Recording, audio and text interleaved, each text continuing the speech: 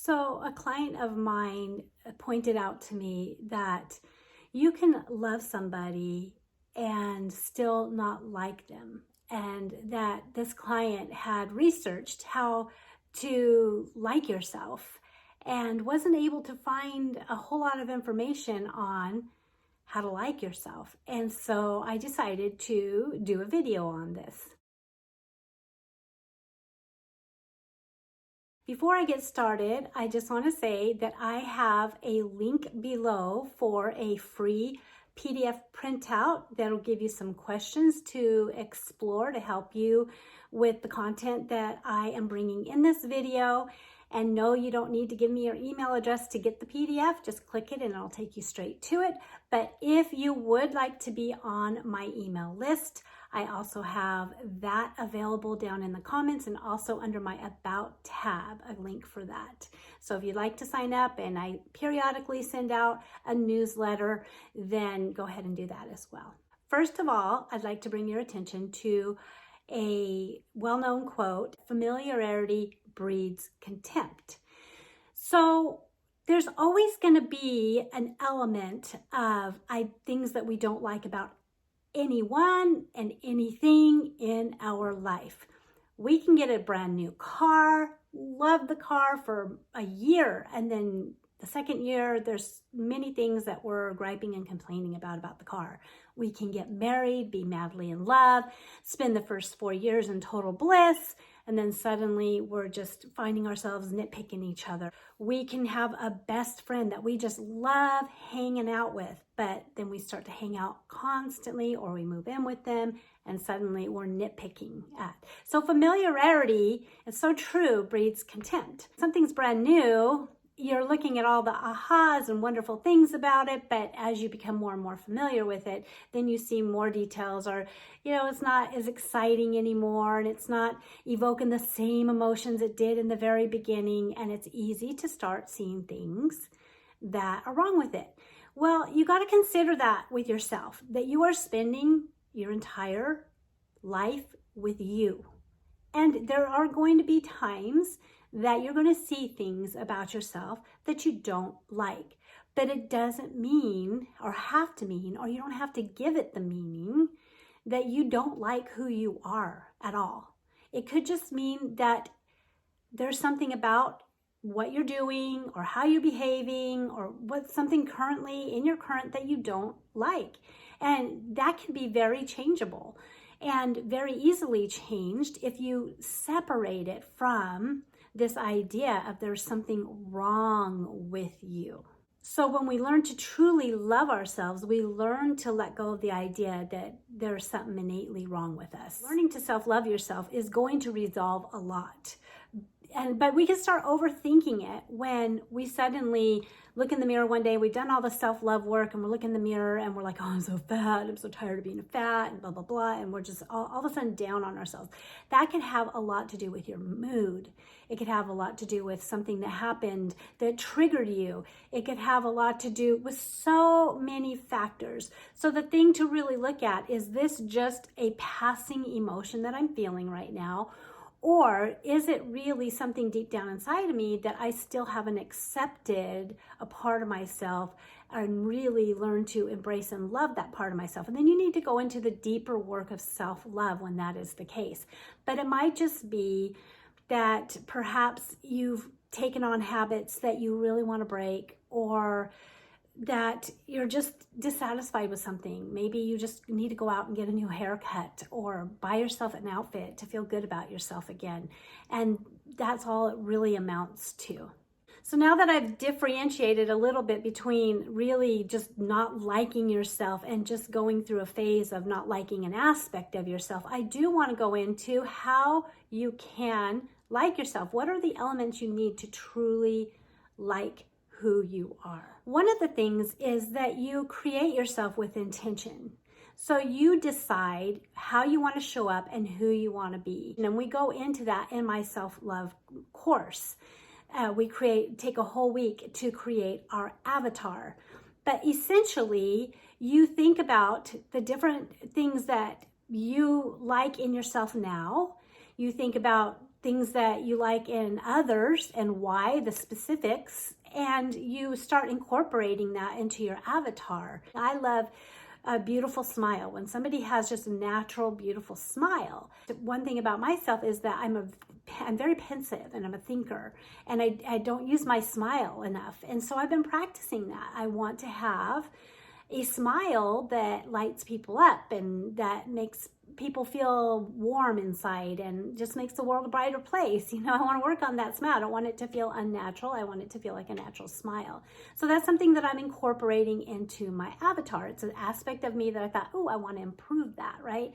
So the first thing you do is you need to create yourself with intention. You need to know who you want to be and who you want to show up as in the world, and then work on creating that with intention. Where it can be really nuanced is when you start to do it because you believe, because you haven't really done that self-love work, the deeper work.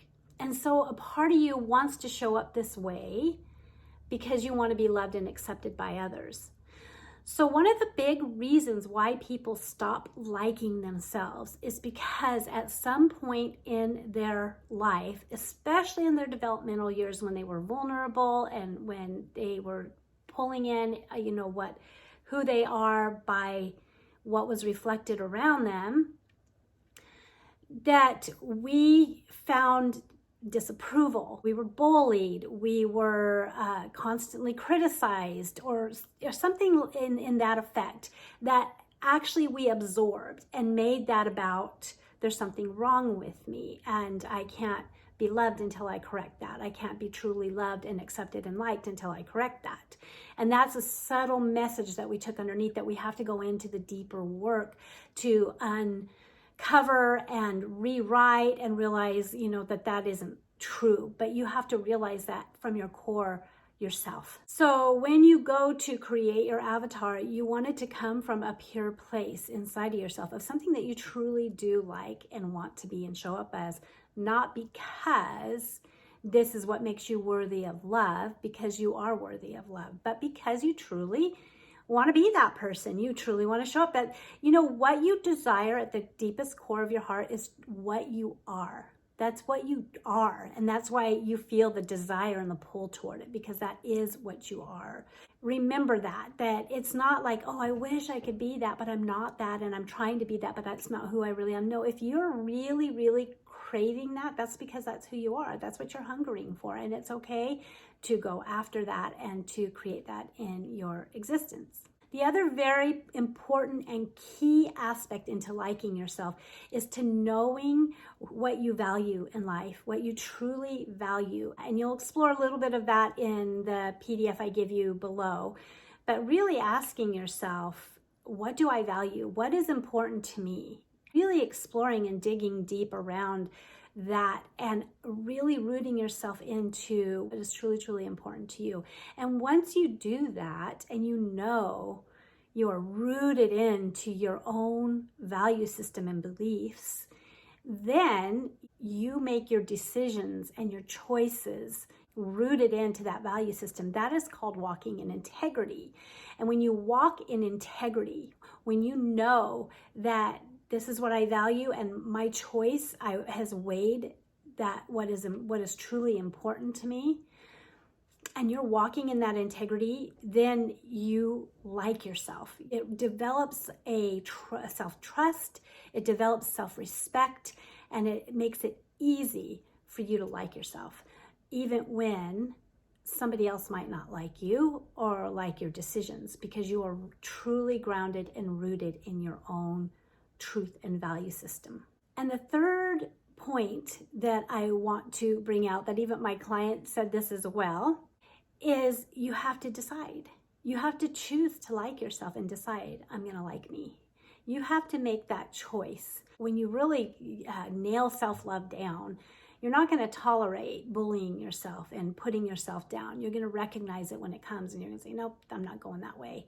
And so it's the same thing with liking yourself. It's just a matter of saying, I choose to like me. I choose to accept who I am and where I'm at. It's a matter of saying, you know what, that may feel that way to me right now, but that's not going to affect how I feel about me. I am going to allow myself to like me just as I am. I choose that. And life your whole life is made up of your choices, what you think about and what you choose. So what you think about over and over and over again becomes a belief, and beliefs directly affect your choices. You can choose better thoughts, and that includes thoughts about yourself and choosing and deciding that you like who you are. Hey, let me just make this a little bit more real and raw in sharing a little bit about my journey with learning to like myself. So before I did my healing work in self-love, and especially in my younger years, as a teenager, I came from a very traumatic childhood, basically. My father was an alcoholic. There was chaos in my life. We moved every year of my life. I went to a new school every year of my life, sometimes more than one in a year. I had no consistency, and I had a father that, as an alcoholic, he was mean. He would be very degrading. And, when you're a child, you don't go, oh, he's an alcoholic. No, he's your father. He's looking at you like you're the most disgusting thing that ever walked the earth. He's angry at you. He's telling you what a selfish brat you are. He's finding fault at every turn that you do. And so by the time I was a teenager, boy, if I passed my reflection in a mirror, it was almost like seeing a monster. Like, that's how deep this ran. Like, it literally scared me almost. Like, oh my God, that's who I was afraid. When I was with people, I'd always try to literally be in shadows because I had acne or a freckle or something that was so embarrassing, or my nose, or there was always something about me that was just, oh my gosh, they must think I'm so gross and so disgusting. And I could get ready in the morning like any teenager and put some makeup on and you feel a little good about myself, but that was quickly dissipated. And if anybody was negative toward me or bullied me or made fun of me, I just took it on. I just absorbed it all. That meant something was truly wrong with me, because I didn't have anything to root down in other than that, because that's what I was raised in. That's the petri dish I began in. So I know what it's like to sink down into this deep, deep self-hatred. And then I got very religious for years. I had a true experience, true spiritual experience. But because I had this spiritual experience, and the way I was raised, I thought I needed to find the truth. And I ended up in a church that claimed they did the truth and very Bible-based. And I ended up there for 18 years. And I just took the focus off me. That's all I did, and they really re-emphasized in another way the things that I had been taught about myself as a child. And that's, you're nothing, and you're lucky that God even, considered you, and look what you deserved. You're so sinful. You deserve to be nailed to a cross, and blah, blah, blah. And I'm not trying to step on anybody's religious toes here, okay? Because I know people hold some things very sacred. So that's not what I'm trying to do. I'm just saying that it re-emphasized the idea that I was a disgusting bad person.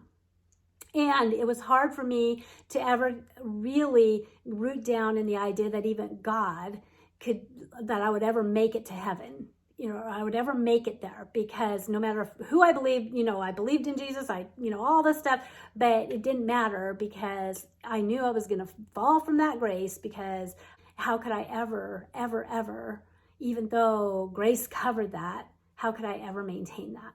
It's hard to explain unless you've been through it. So people that have not been through this aren't going to get it, right? But people who have been through abuse and know this are going to get it. Okay, so if you haven't been through it, don't try to get it. Turn it off if this isn't what you like. You don't have to watch this video. But the reality was that actually made it worse in the long run for me. For a while, it made me feel so loved. And I had a purpose, and that was to help other souls be saved and know that they were loved and that God would wash away all their sins. But I was very controlled, and it was never good enough. And I was constantly at the altar crying because every little mistake I made, it was just re-traumatizing me. It was the same type of environment that my childhood was in. And so I eventually ended up leaving. And what happened was, I really believed that this spell, I was under the spell, and it broke one day. When I that's a whole nother story. I don't want to get into deep to that because and if you're really interested in that journey of mine, let me know down in the comments and I will bring more about that journey. That's a whole nother story, but I did eventually leave and start self-love work. I was shown so clearly by Spirit that it is so important to love yourself, to learn to put yourself first and to love yourself supremely. And that until you do that, you're constantly going to struggle. You're constantly going to struggle with who you are as a person. You have to rewrite the script, the storyline that you're telling yourself about who you are as a person. You have to rewrite your beliefs. You have to root down into beliefs that are your own, not just beliefs you've been programmed with from the time you were born into this world, but beliefs that you have deliberately and thoughtfully chosen because you know something down in your gut and in your heart. Okay, you have to root down in that. There's a scripture in the Bible that says the letter of the law kills. That means if you're taking the Bible or any other book and you're trying to align your life with that, you're going to die. You're going to spiritually die. And who you are, that bright being that you came to live here as, is going to die. Because we have the word inside of us already. It's a knowing. And when we believe that and trust that, when we get back to that self-belief and that self-trust, that is our guiding light. Then sometimes we'll read something and we'll have a resonance, and it might help us expand and grow and shine a greater light on something. But if we read something that doesn't have a resonance in here or whatever, we can just leave it, right? We don't have to say, oh, now I have to contort myself because it's in this book and this book is the letter. So let me contort who I am and what my truth is. Let me get myself all crippled and in knots so that I can make sure I'm aligned to this book. That's living by the letter. And that's when you become something other than what you are. You can't shine who you are at your essence until you learn to love and trust yourself supremely. It is that important, okay? So I'm so glad you listened to this video. Please give me a thumbs up if it's been helpful. If you know anybody else that would receive some encouragement and strength from this video, please share it. And I would love for you to leave your comments down below, and I will talk to you next time. Have a great day. Bye-bye.